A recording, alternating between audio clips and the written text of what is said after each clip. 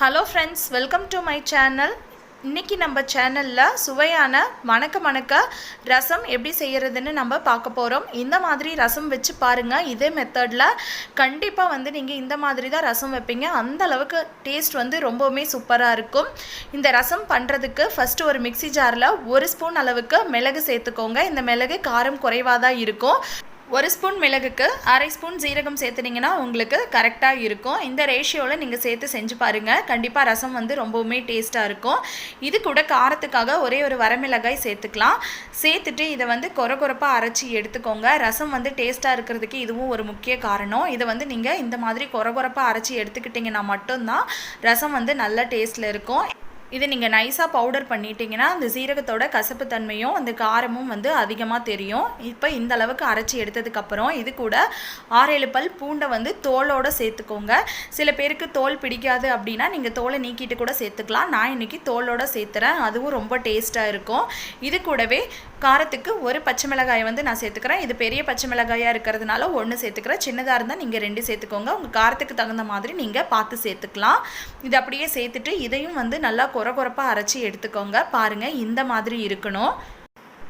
இந்த பூண்டை நம்ம தோலோடு சேர்த்துறதுனால நம்ம சாப்பிடும்போது இதை எடுத்து ஓரமாக வச்சுட்டு கூட சாப்பிட்லாம். அந்த ஃப்ளேவரெல்லாம் நல்லா அந்த ரசத்தில் இறங்கும். அதுக்காக தான் நம்ம தோலோடு சேர்த்து நம்ம இதில் போட்டு அரைக்கிறோம். இதை ஓரமாக இருக்கட்டும். இதை தனியாக எடுத்து வச்சிடலாம்.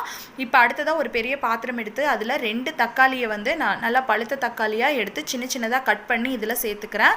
நான் இன்றைக்கி செய்யக்கூடிய அளவுன்னு பார்த்திங்கன்னா ஒரு 4 பேர் சாப்பிடக்கூடிய அளவு.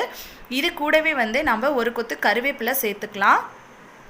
சேர்த்துட்டு கொஞ்சமாக மல்லி இலை பாருங்கள், இந்த தண்டோடு நீங்கள் சேர்த்துங்க. அப்போ தான் அந்த டேஸ்ட் ரொம்பவுமே நல்லாயிருக்கும். இது நல்லா கழுவிட்டு இதை சின்ன பீசஸாக நம்ம பிச்சு இந்த மாதிரி சேர்த்துக்கலாம். பாருங்கள், இந்த மாதிரி சேர்த்துட்டு இப்போ இது கூட ஒரு பிஞ்ச் அளவு மஞ்சத்தூள் சேர்த்துக்கோங்க. இது கூடவே ரசத்துக்கு தேவையான அளவு உப்பு சேர்த்துட்டு ஒரு பெரிய நெல்லிக்காய் சைஸ் அளவு புளியை நான் ஊற வச்சு கரைச்சி எடுத்து வச்சுருக்கேன். அதையும் இது கூட நம்ம சேர்த்துடலாம். உங்கள் புளிப்புக்கு தகுந்த மாதிரி நீங்கள் புளியை கூடவோ குறையவோ சேர்த்துக்கோங்க. இப்போ இது எல்லாத்தையும் நல்லா பிசைஞ்சு நம்ம விட்டுக்கலாம். பாருங்கள், தக்காளி நல்லா மசிஞ்சு வர வரைக்கும் எல்லாத்தையும் நல்லா அழுத்தி பிசைஞ்சு விடுங்க. பாருங்கள், இதை ஒரு 2லேருந்து 3 நிமிஷத்துக்கு நல்லா இந்த மாதிரி அதனோட சாரெல்லாம் இறங்குற அளவுக்கு நல்லா நம்ம பிசைஞ்சு கொடுத்துக்கலாம். இப்போ பார்த்தீங்கன்னாவே தெரியும். இப்போ நான் நல்லா பிசைஞ்சு கொடுத்தாச்சு. அந்த தக்காளியோட தோலெல்லாம் பார்த்திங்கன்னா உங்களுக்கு தனியாக வந்துருச்சு. அந்த சாரெல்லாம் நல்லாவே நமக்கு அந்த புளிக்கரைசலில் இறங்கிடுச்சு. இந்த மாதிரி நம்ம மிக்சியில் போட்டு அடிக்காமல் இந்த மாதிரி கையில் கரைச்சி செய்யும்போது ரசம் ரொம்பவுமே டேஸ்ட்டாக இருக்கும். இந்த மாதிரி ஸ்டெப் பை ஸ்டெப்பாக நீங்கள் ஒவ்வொரு விஷயத்தையும் பண்ணும்போது ரசம் ரொம்பவுமே டேஸ்ட்டாக இருக்கும். இப்போ இது ரெடி ஆகிடுச்சு. நம்ம தாளித்து விட்டுறலாம். தாளிக்கிறதுக்கு ஒரு கடாயில் 2 ஸ்பூன் அளவுக்கு எண்ணெய் சேர்த்துக்கோங்க. எண்ணெய் சூடானதும் 1/2 டீஸ்பூன் கடுகு சேர்த்துக்கோங்க. ஒரு 10 போல் வெந்தயம் சேர்த்துக்கோங்க. ரொம்ப அதிகமாக சேர்த்துக்க வேண்டாம், கசப்பாயிடும். ஒரு 10 போல் வெந்தயம் சேர்த்துக்கோங்க. இப்போ கடுகு நல்லா பொரிஞ்சதுக்கு அப்புறமா இது கூட ஒரு 3 வரமிளகாய் சேர்த்துக்கோங்க. நான் குண்டு மிளகாய் எடுத்து சேர்த்திருக்கேன். கூடவே ஒரு கொத்து கருவேப்பிலை சேர்த்துக்கோங்க. இந்த மிளகாய் காரம் இருக்காது.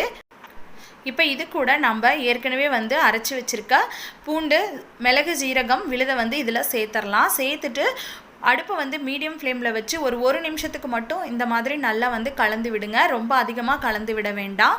1 நிமிஷம் போல் நல்லா இந்த மாதிரி கலந்து விட்டால் போதும். பாருங்கள், இப்போ இதை நம்ம கலந்து விட்டாச்சு. நம்ம கரைச்சி வச்சுருக்க புளி தக்காளி கரைசலை இதில் சேர்த்துடலாம். இது அப்படியே சேர்த்துருங்க, வடிகட்ட வேண்டாம்.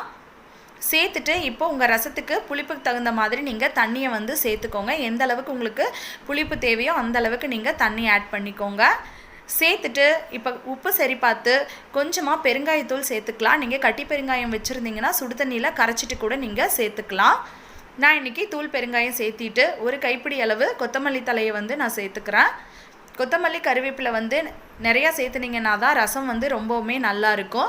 இப்போ இது எல்லாத்தையும் கலந்து விட்டுறலாம். அடுப்பை மீடியம் ஃப்ளேமில் வச்சு ஒரு கொதி வர வரைக்கும் நம்ம வெயிட் பண்ணுவோம்.